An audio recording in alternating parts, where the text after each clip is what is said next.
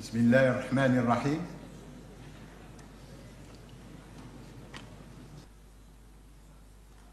Monsieur le Président de la Chambre des conseillers,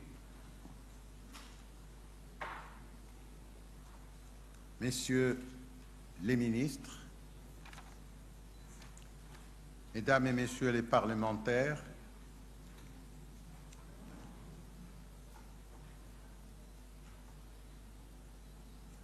Monsieur le Wali, Monsieur le Gouverneur, Messieurs les Présidents, Mesdames et Messieurs,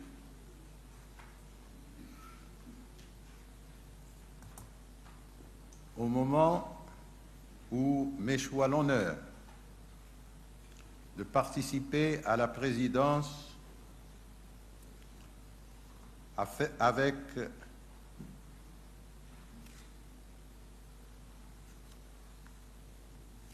Jean-Claude Thébault,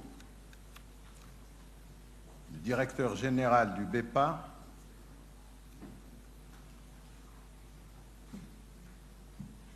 la présidence de cette séance d'ouverture de notre forum, je me dois en premier lieu d'exprimer notre déférente gratitude à Sa Majesté le Roi Mohammed VI pour avoir bien voulu nous faire l'honneur d'accorder son haut patronage à ce forum dédié à l'initiative pour une communauté atlantique.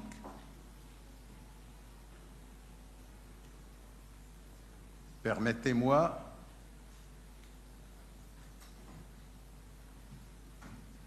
d'autre part de vous dire combien nous sommes ravis de l'opportunité qui nous a été donnée d'organiser ce forum en partenariat avec le Bureau des conseillers de politique européenne relevant de la Commission européenne. Je suis sûr que, comme moi,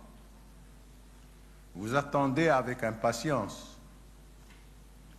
le message que Monsieur le Président José Manuel Barroso a bien voulu nous adresser en témoignage de sa bienveillante attention à l'égard de notre initiative.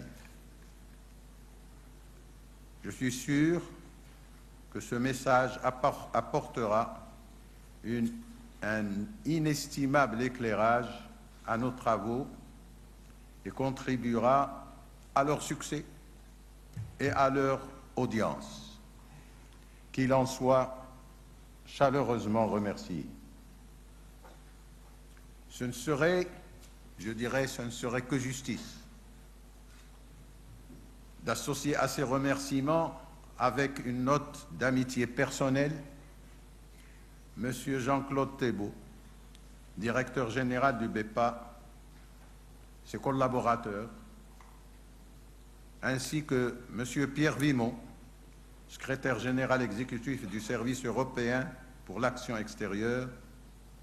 qui n'a jamais manqué tout au long de la phase préparatoire de ce forum de nous prodiguer conseils et encouragements avec le calme et la profondeur de la vision qui le caractérise.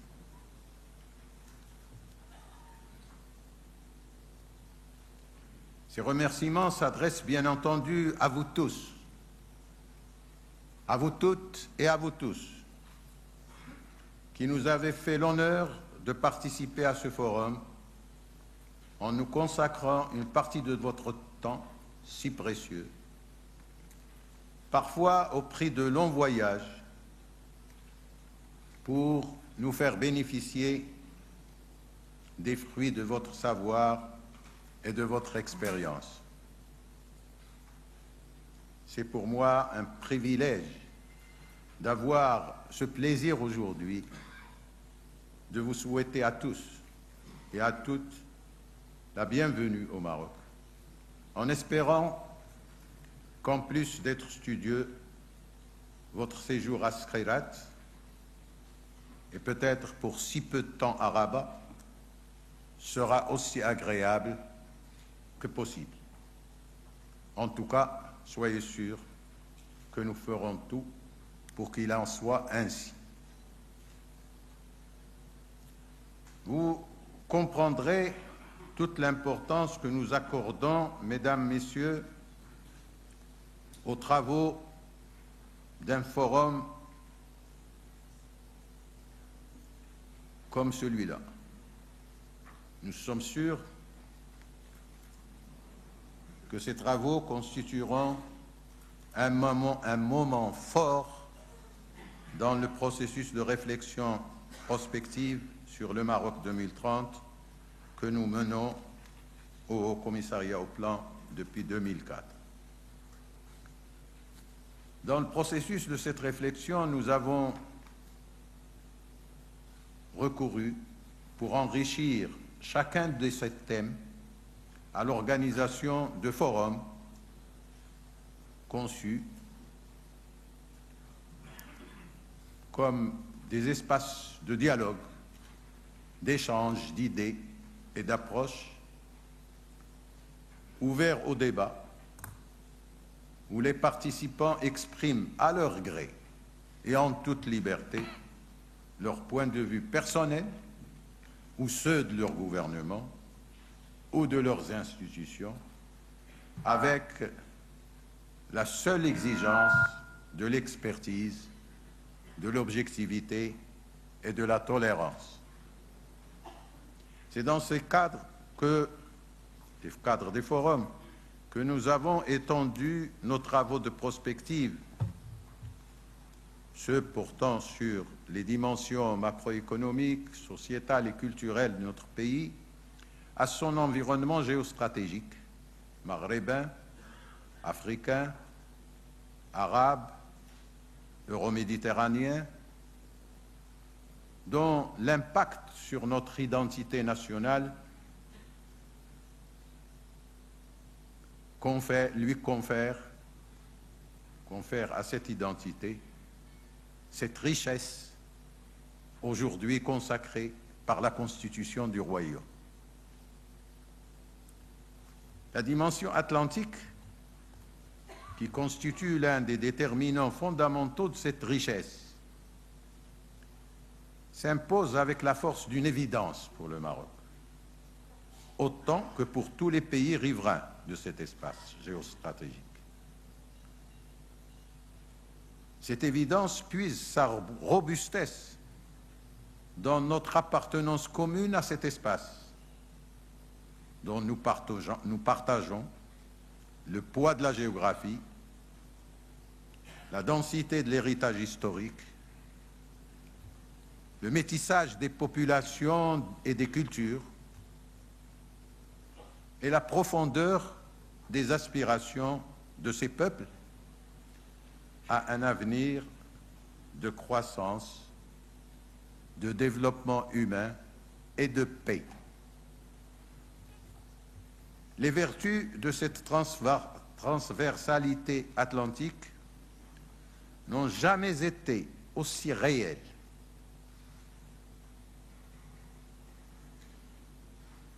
Ses potentialités aussi riches et sa vocation à devenir, pour nous tous riverains de l'Atlantique, aussi évidente que dans le contexte des défis portés aujourd'hui par l'évolution des réalités économiques, environnementales et sécuritaires du monde. Pour faire face à ces défis et préserver les perspectives de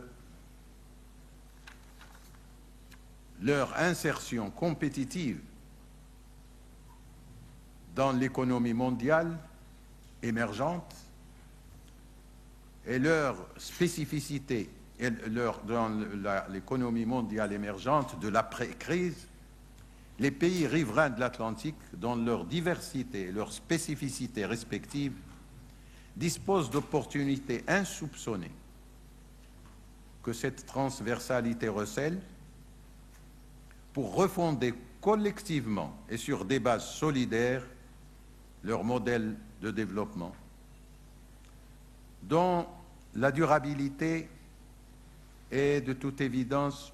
menacée par les déficits de financement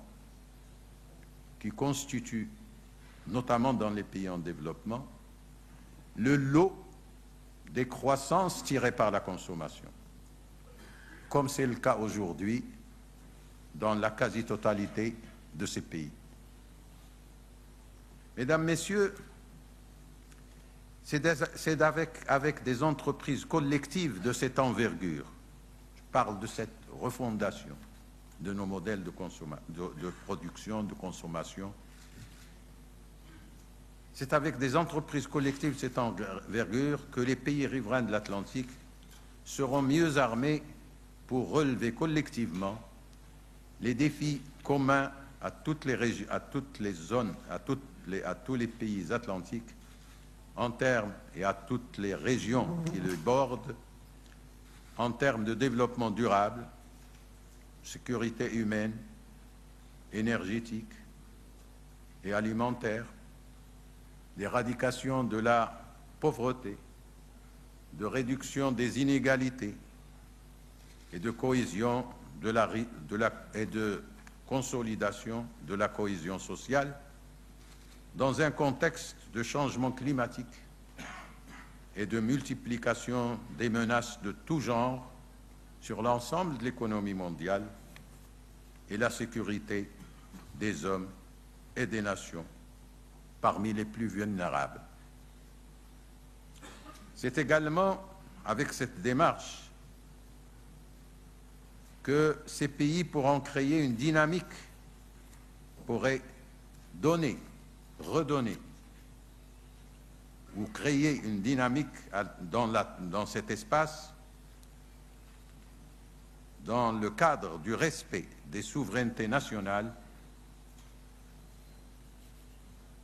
et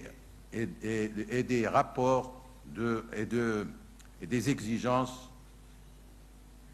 d'une coopération mutuellement profitable. C'est par ce biais qu'ils redonneront à l'espace atlantique la polarité stratégique qui était la sienne et que la mondialisation n'a cessé de lui contester au profit d'autres espaces géostratégiques. Ce serait en tout cas la réponse la plus adaptée à la nature de la crise que connaît aujourd'hui le monde et qui devrait de plus en plus, dans sa phase de dépassement, s'ouvrir sur de nouvelles sources de compétitivité et de profit, autant sectoriels et technologiques que territoriales, dans le cadre de cette économie politique nouvelle qui émerge aujourd'hui dans le monde. Dans cette perspective, les regroupements régionaux les plus larges seront les territoires les plus attractifs des capitaux locaux et extérieurs. Il doit cependant être clair à cet égard que la promotion d'une communauté atlantique avec ses dimensions n'implique en aucune façon une limite à l'insertion active, nécessaire et toujours urgente des pays riverains dans les unions territoriales de leur continent. Bien au contraire, le projet d'une communauté atlantique doit être, à notre avis, une valeur ajoutée pour les regroupements sous-régionaux et territoriaux et favoriser ceux parmi leurs membres qui souffrent d'un enclavement ou d'un semi-enclavement. Il doit ouvrir à ces derniers l'accès pacifique à un espace atlantique où règne la paix, la prospérité, la libre circulation des biens et des personnes, autant et où règne également le respect des droits de l'homme et des valeurs de la modernité. De même, loin de contrarier la montée en puissance des rapports économiques et politiques sud-sud,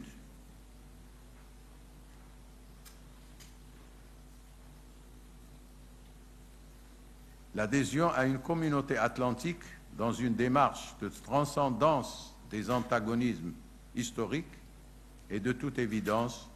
de nature à ouvrir des opportunités à la mesure des défis communs d'avenir et notamment de l'aspiration légitime des pays du Sud à peser de tout leur poids spécifique dans la recomposition de la multipolarité géostratégique du monde. L'appel à une communauté atlantique doit par ailleurs se lire aussi comme une source d'inspiration pour la promotion d'une plateforme de dialogue, d'échange ouvert sur l'avenir avec les générations montantes à qui il peut offrir un projet de société conforme à cette exigence citoyenne d'une économie au service d'une plus grande justice sociale et d'une démocratie plus participative que ces générations ont exprimé à travers le monde avec une force